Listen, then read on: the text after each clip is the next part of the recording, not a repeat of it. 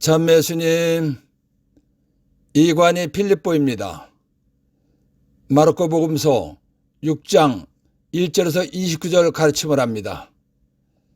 기도하고 시작합니다. 성부와 성자와 성령의 이름으로 아멘. 성령 하나님, 예수님께서 고향 나자렛에서 무시를 당하신 뜻을 알고 신앙생활하도록 도와주시기를 예수의 이름으로 간절히 청합니다. 아멘. 6장 1절에서 6절. 예수님께서 그곳을 떠나 고향으로 가셨는데 제자들도 그분을 따라갔다. 안식일이 되자 예수님께서는 회당에서 가르치기 시작하셨다. 많은 이가 듣고는 놀라서 이렇게 말하였다. 저 사람이 어디서 저 모든 것을 얻었을까? 저런 지혜를 어디서 받았을까? 그의 손에서 저런 기적들이 일어나다니. 저 사람은 몫으로서 마리아의 아들이며 야고보, 요새, 유다, 시몬과 형제간이 아닌가? 그의 누이들도 우리와 함께 여기에 살고 있지 않는가? 그러면서 그들은 그분을 못마땅하게 여겼다. 그러자 예수님께서 그들에게 이르셨다.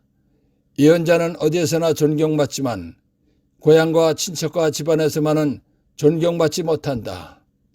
그리하여 예수님께서는 그곳에서 몇몇 병자에게 손을 얹어서 병을 고쳐주시는 것밖에는 아무런 기적도 일으키실 수 없었다.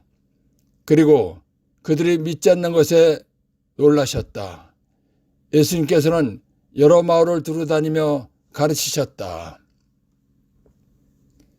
2000년 전 예수님께서 사셨던 나자렛 동네도 우리나라 옛날 시골 동네처럼 크지 않았을 것입니다. 그렇기 때문에 이웃끼리 너무나 잘 아는 사이였을 것입니다. 우리나라 시골 작은 동네에서는 지금도 누구네 집에 무엇이 있는지, 심지어 숟가락이 몇 개 있는지를 알 정도로 서로를 잘 알고 지냅니다. 예수님께서 자라신 나자렛도 이렇게 서로를 잘 아는 사이였을 것입니다. 그런데 나자렛 동네 사람들은 어느 날부터 갑자기 예수님께서 권위 있는 말씀을 하시고 기적을 일으키신다는 소문을 들었습니다. 그러던 어느 날 예수님께서 제자들과 함께 고향 나자렛에 가셨습니다. 그리고 안식일이 되자 예수님께서 회당에서 가르치기 시작하셨습니다. 그러자 많은 사람들이 예수님의 지혜로운 가르침을 듣고 놀랐던 것입니다. 마태복음 1장 21절. 마리아가 아들을 낳으리니 그 이름을 예수라고 하여라. 그분께서 당신 백성을 죄에서 구원하실 것이다. 예수님께서는 하느님이십니다. 하느님이신 예수님께서 사람을 죄에서 구원하러 사람으로 오신 분이십니다. 그렇기 때문에 예수님은 지혜가 넘치시는 분이십니다. 그리고 무슨 기적이든지 일으킬 수 있는 전능하신 분이십니다. 그런데 나자렛 사람들은 예수님을 자기들과 같은 사람이라고 생각한 것입니다. 그래서 예수님께서 하신 일을 보고 저 사람이 어디서 저 모든 것을 얻었을까? 저런 지혜를 어디서 받았을까? 라고 궁금해서 한 말입니다. 그러면서 예수님께서 기적을 일으키시는 것을 알았기 때문에 그의 손에서 저런 기적들이 일어나다니 라고 말한 것입니다. 그리고는 예수님께서 어려서부터 자라온 것을 다 아는 동네 사람들은 예수는 몫으로서 마리아의 아들이고 야고보, 요새, 유다, 시몬과 형제간이다. 그리고 예수의 누이들도 이 동네에 살고 있다라고 말했습니다.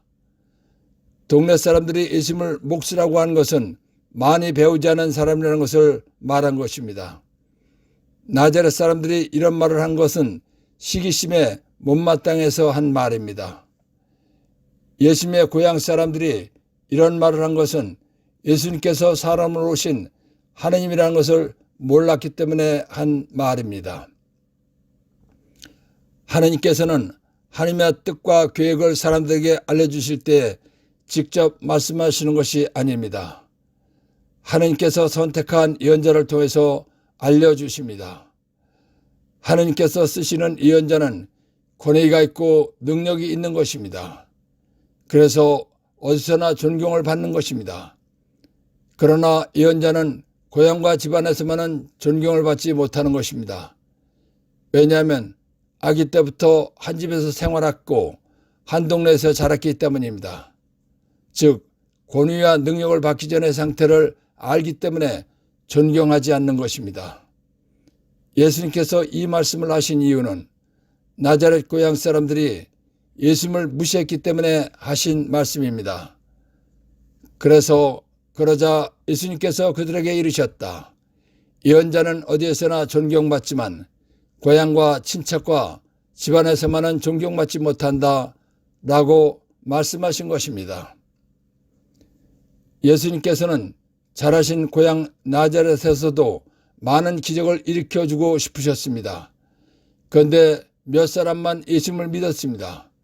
그래서 그들에게만 손을 얹어 병을 고쳐주시고는 더 이상 기적을 행하실 수가 없었다는 것입니다. 그 이유는 고향 사람들이 소문을 들은 대로 예수님께서 기적을 일으키신다는 것을 믿지 않았기 때문입니다. 그리고 그 많은 기적을 일으켰다는 소문을 듣고도 믿지 않았기 때문에 놀라셨다는 것입니다.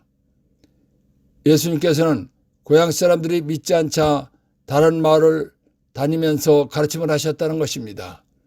그리고 그들이 믿지 않는 것에 놀라셨다. 예수님께서는 여러 마을을 두루 다니며 가르치셨다라는 것입니다. 1. 저 사람이 예수가 어디서 저 모든 것을 얻었을까? 저런 지혜를 어디서 받았을까? 마태복음 1장 21절 참고. 예수님께서는 전능하신 하나님이 사람이 되어 오신 분이십니다.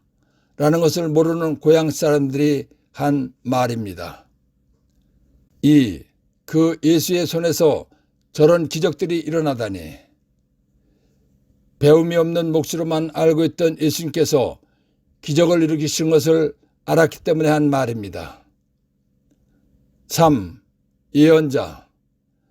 하나님의 선택을 받아 하나님의 뜻과 계획을 사람들에게 말하는 사람입니다.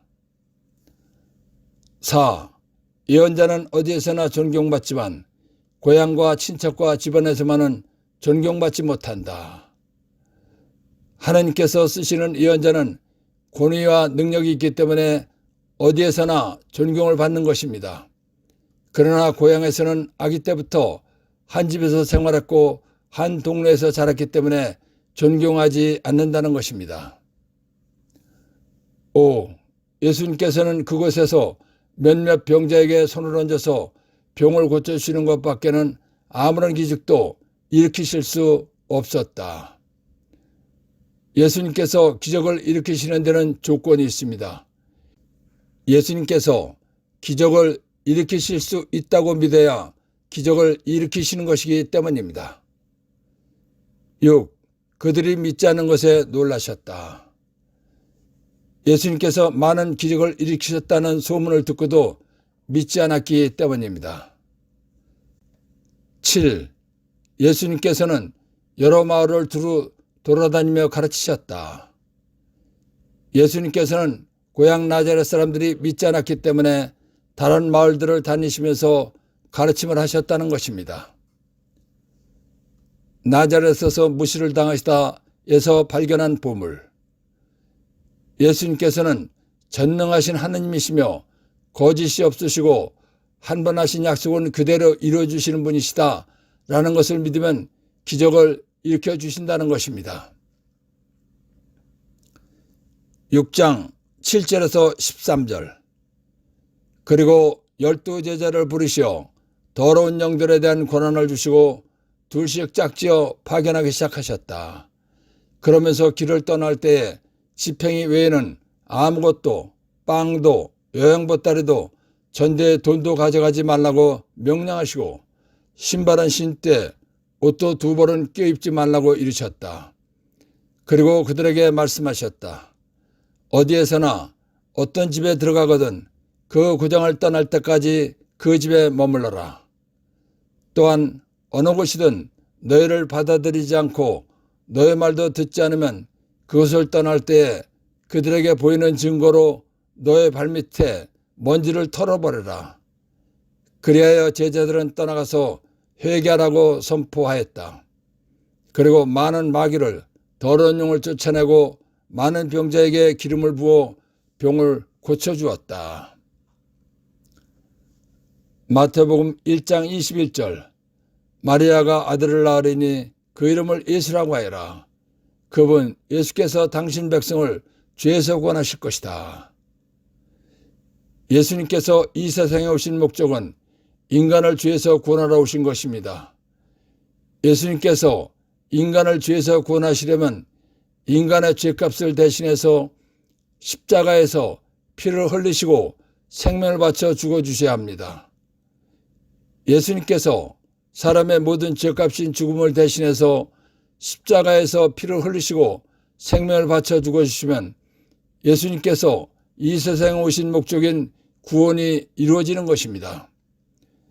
예수님께서 이 세상에 오신 목적인 구원을 완성하신 후에는 원래 계셨던 하늘나라로 천국으로 가셔야 합니다. 그래서 부활하신 후에 승천하시어 하늘나라에 가신 것입니다. 예수님께서 인간을 죄에서 구원하시고 아무런 후속 조치를 취하지 않으시고 하늘나라로 천국으로 가신다면 예수님께서 이룩하신 구원의 은혜는 지속될 수 없는 것입니다. 하나님이신 예수님께서 인간이 되어 오시어 피를 흘리시고 생명을 바쳐 죽어주신 구원의 복은 모든 인류가 받아야 하는 복입니다. 모든 인류가 구원의 복을 받게 하시려면 예수님께서 죽으시고 부활하시고 하늘나라로 가신 후에도 계속되어야 하는 것입니다. 그렇기 때문에 완전하시고 실수가 없으신 예수님께서는 예수님께서 이루어 놓으신 고귀한 구원 사업을 이어갈 제자들이 필요했습니다.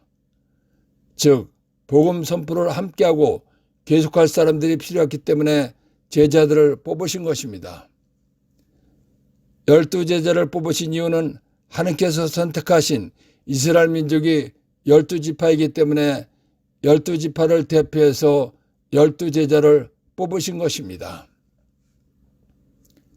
마르코복음 1장 39절. 그러고 나서 예수님께서는 온 갈릴레아를 다니시며 회당에서 복음을 선포하시고 마귀, 귀신, 더러운 영들을 쫓아내셨다. 예수님께서 이뤄놓으신 고귀한 구원사업을 물려받아 이어나갈 제자들에게 예수님과 같이 더러운 영, 악령, 마귀, 귀신들을 쫓아내는 권한을, 공동번역, 악령들을 제어하는 권세를 주셨습니다. 예수님께서 제자들에게 더러운 영, 귀신들을 제어하는 권한을 주신 가장 큰 이유는 예수님과 같은 신적인 능력을 나타내게 함으로써 제자들이 하는 일이 사실이라는 것을 사람들이 알고 믿게 하기 위한 것입니다. 예수님께서는 더러운 영, 마귀, 귀신들로 인해서 병으로 고통받는 많은 사람들을 고쳐주셨습니다. 영적 존재인 더러운 영, 마귀, 악령, 귀신들은 사람 속에 들어가서 여러 가지 병을 일으키고 문제를 일으키면서 괴롭히는 것입니다. 그래서 악령들을 쫓아주시고 병을 고쳐주면서 예수를 믿도록 복음을 선포하라고 악령들을 쫓아내는 권한을 주신 것입니다. 마태복음 10장 9절에서 10절. 전대에 금도, 은도, 구리돈도 지니지 마라. 여행보따리도, 여보옷도, 신발도, 지팡이도 지니지 마라. 일꾼이 자기 먹을 것을 받는 것은 당연하다. 예수님께서는 제자들을 둘씩 짝지어 파견하시면서 일꾼이 자기 먹을 것을 받는 것은 당연하다라고 말씀하셨기 때문에 지팡이 외에는 빵도, 여행보따리도, 전대의 돈도 가져가지 말고 신발은 신되 옷도 2벌은 껴입지 말라고 명령하신 것입니다. 그러시면서 어디에서나 어떤 집에 들어가거든 그 고장을 떠날 때까지 그 집에 머무르라고 말씀하셨습니다. 그러시고는 어느 곳이든 너희를 받아들이지 않고 너의 말도 듣지 않으면 그것을 떠날 때 그들에게 경고하는 표시로 너의 발밑의 먼지를 털어버리라고 말씀하셨습니다. 예수님의 파견을 받은 제자들은 나가서 회개하고 하나님을 믿으라고 선포하였습니다. 그러면서 예수님께서 주신 더러운 영들을 제어하는 권한을 사용하여 마귀들을 쫓아내면서 많은 병자들을 고쳐주었습니다. 그리고 많은 마귀를 더러운 영을 쫓아내고 많은 병자에게 기름을 부어 병을 고쳐주었다라는 것입니다. 1.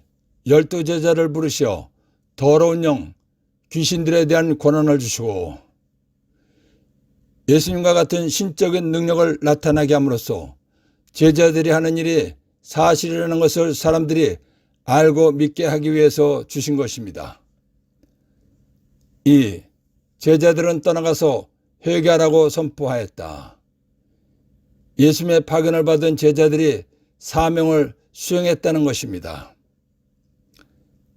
6장 14절에서 16절. 예수님의 이름이 널리 알려져 마침내 헤로데 임금도 소문을 듣게 되었다. 사람들은 세례자 요한이 죽은 이들 가운데서 되살아난 것이다. 그러니 그에게서 그런 기적의 힘이 일어나지 하고 말하였다. 그러나 어떤 이들은 그는 엘리야다 하는가 하면 또 어떤 이들은 옛 예언자들과 같은 예언자다 하였다. 헤로데는 이러한 소문을 듣고 내가 목을 벤 그 요한이 되살아났구나 하고 말하였다. 예수님께서 회당에서 더러운 영을 쫓아내시고 시몬의 병든 장모를 고치시고 나병 환자를 순간적으로 깨끗이 낫게 하는 기적을 일으키셨습니다. 그리고 중풍병자를 고쳐주셨습니다. 예수님께서 제자들과 함께 배를 타고 가시는데 큰 풍랑이 일어나 배가 파도에 뒤덮이게 되었을 때 바람과 호수를 꾸짖으시어 풍랑을 가라앉히는 기적을 일으키셨습니다. 그리고 회당장 딸이 죽었을 때 예수님께서 제자들과 함께 회당장의 집에 가셔서 소녀의 손을 잡으시자 죽었던 소녀가 살아서 일어나게 하는 기적을 일으키셨습니다. 예수님께서 이와 같이 많은 병자들을 고치는 기적을 일으키셨습니다. 그리고 예수님께서는 마귀 들린 사람들 속에 있는 악령들을 말씀으로 쫓아내시는 기적을 일으키셨습니다. 이스라엘에서 이렇게 많은 기적이 일어나자 예수님의 소문이 갈릴레의 영주 헤로데 왕의 귀에까지 들어갔습니다. 그런데 사람들은 예수님을 죽은 세례자 요한이 살아나서 기적을 일으키는 것이라고 말했습니다. 그러나 어떤 이들은 엘리야라고 하고 어떤 이들은 옛 예언자들과 같은 예언자라고 말했습니다.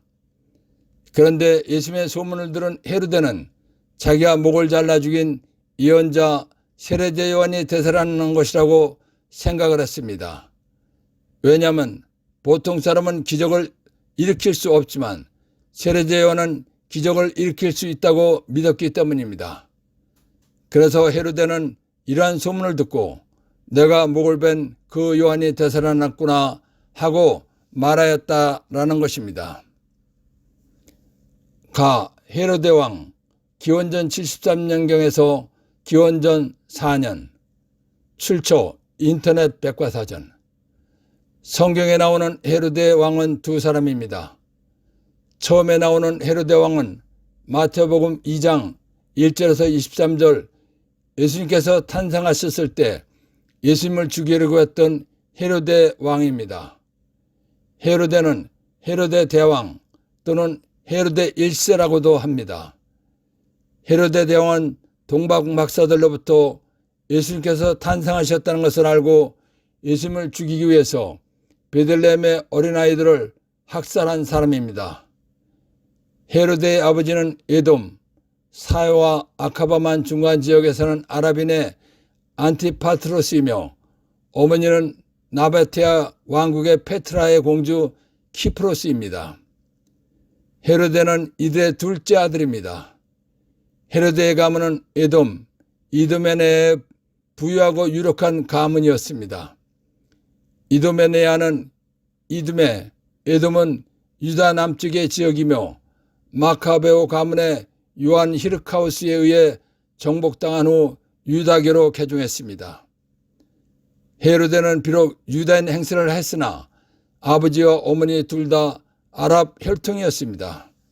헤로데는 BC 37년 36세의 나이에 감히 아무도 도전하지 못하는 유다의 왕이 통치자가 되어 32년 동안 그 지위를 유지했습니다.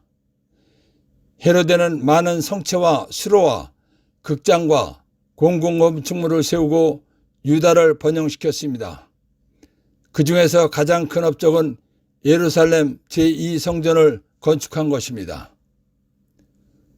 나 헤로데 안티파스 영주 BC 기원전 21년에서 AD 기원 후 39년 출처 인터넷 백과사전.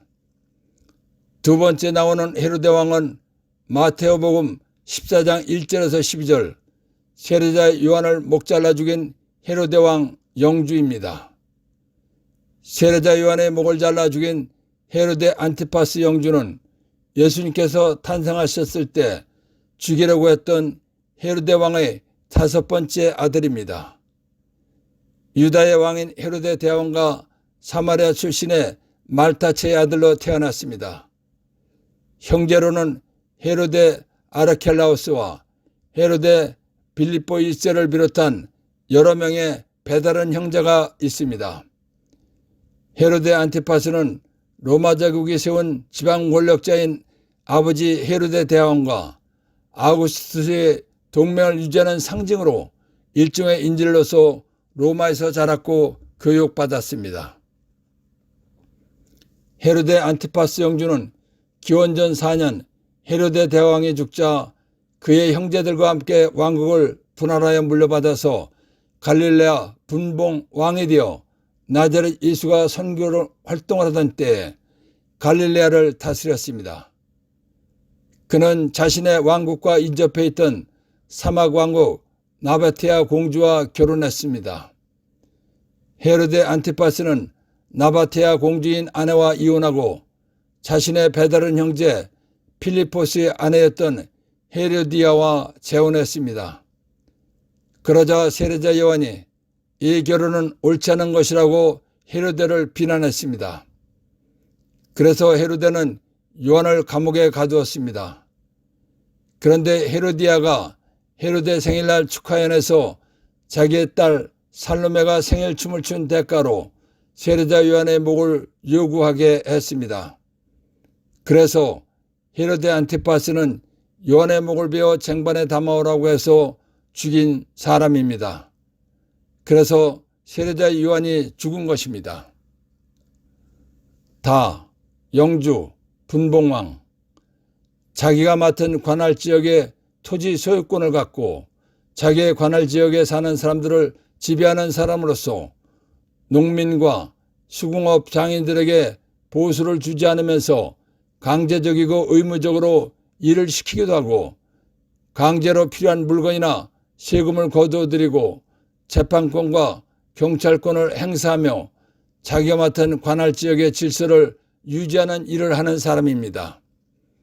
예수님 당시에는 이러한 영주를 지방의 분봉 왕이라고 했습니다. 1. 기적 1. 상식으로는 생각할 수 없는 기이한 일 2. 하나님에 의하여 행해졌다고 믿어지는 불가사의한 현상 2.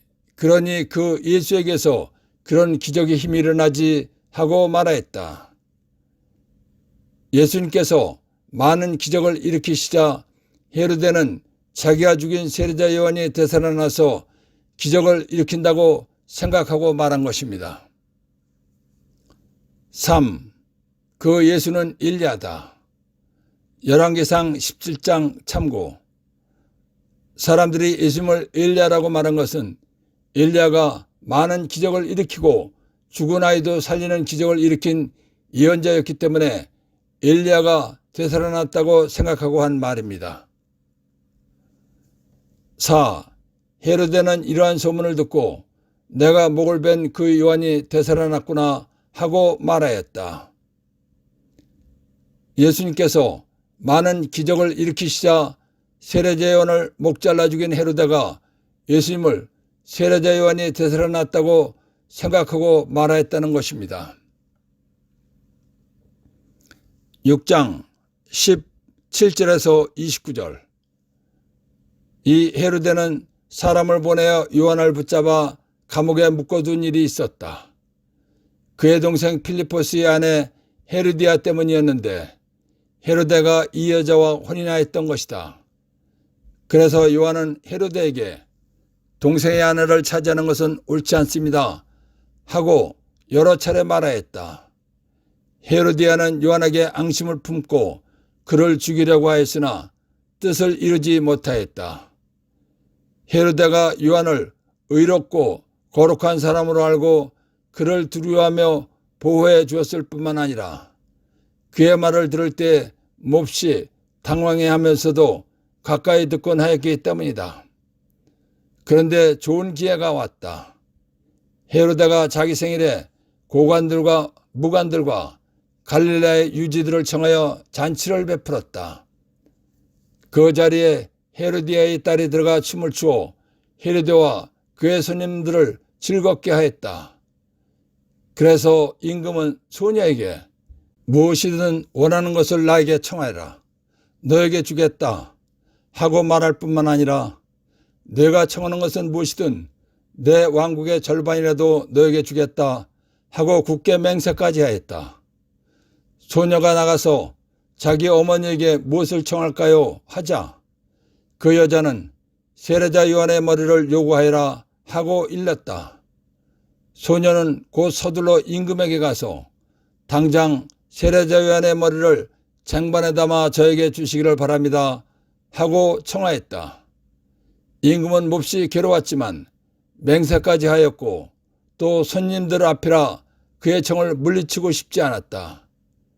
그래서 임금은 곧 경비병을 보내며 요한의 머리를 가져오라고 명령하였다.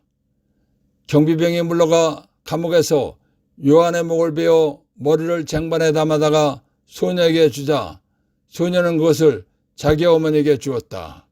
그 뒤에 요한의 제자들이 소문을 듣고 가서 그의 죽음을 거두어 무덤에 모셨다. 세례자 요한이 활동하고 예수님께서 공생을 하시던 때에 유다의 왕은 헤로데 안티파스였습니다.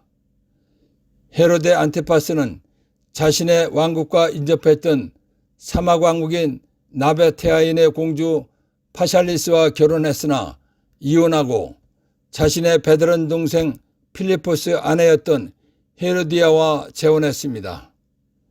그래서 세례자 요한이 헤로데에게 동생의 아내 헤로디아와 결혼한 것은 옳지 않은 것이라고 여러 차례 말했습니다. 그래서 헤로디아는 요한에게 앙심을 품고 그를 죽이려고 했으나 헤로데가 요한을 의롭고 거룩한 사람으로 알고 그를 두려워하며 보호해 주었기 때문에 죽이지 못했습니다. 그런데 헤로데의 생일 축하연에서 헤로디아의 딸 살로메가 춤을 추어 헤로데와 손님들을 즐겁게 해 주었습니다. 살로메의 춤으로 기뻤던 헤로데는 살로메에게 무엇이든지 청하는 대로 주겠다고 맹세하면서 심지어 왕국의 반이라도 주겠다고 굳게 맹세했습니다. 살로메는 자기 어머니 헤로디아에게 이런 말을 전했습니다. 그러자 헤로디아는 살로메에게 세례자 요한의 목을 쟁반에 담아 가져다 달라고 시켰습니다. 요한의 목을 갖다 달라는 청을 들은 헤로데는 괴로웠지만 손님들 앞에서 맹세했기 때문에 경비병에게 요한의 목을 베어 가져오게 했습니다. 세례자 요한의 목을 쟁반에 담아오자 살로메는 자기 어머니 헤로디아에게 가져다 주었습니다.